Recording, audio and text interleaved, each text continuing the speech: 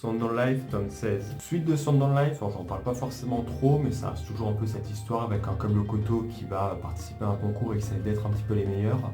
Qui me composait pas mal de garçons, donc dans ce tome on va avoir un peu la rentrée des classes avec le club qui doit essayer de trouver de nouveaux membres pour pas forcément que ça ferme, mais peut-être même trouver des membres compétents aussi pour participer au concours avec eux.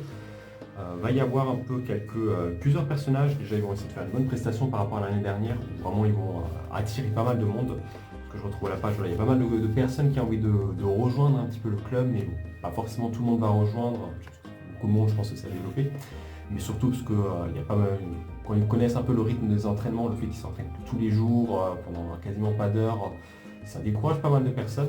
Mais on va quand même avoir deux personnages qui vont décider de rejoindre le club, deux garçons.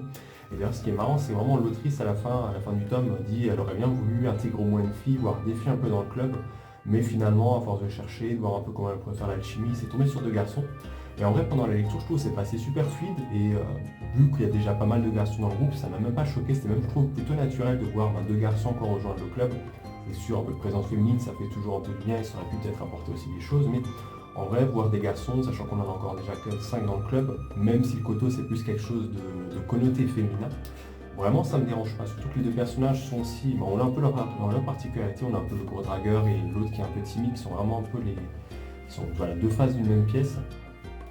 Et qui je pense pourront rajouter pas mal de choses aussi encore, un peu qu'on pourra pas forcément, qu'on ne mettra peut-être pas forcément trop, et qui pourront rajouter leur grain de sel dans les différentes compositions. Donc à voir un peu ce qu'on va avoir à la suite, c'était comme dit plutôt sympa. On a un peu l'entraînement de ces deux nouveaux membres, la présentation un peu, pour voir un peu leurs compétences, des personnages qui vont essayer de les éduquer un peu et de leur apprendre leur Koto pour qu'ils soient un peu au niveau, qu'ils puissent voir s'ils veulent participer aussi avec eux aux différents championnats. Donc ouais, je trouve ça assez sympa pour le moment. Hâte de voir un peu ce que va avoir la suite, ça reste toujours assez doux, assez sympa. On est quand même déjà au tome 16 et je crois qu'on est quasiment vers les tomes 30 au Japon, donc la série risque encore de durer pendant un petit moment. Et toi, t'en penses quoi?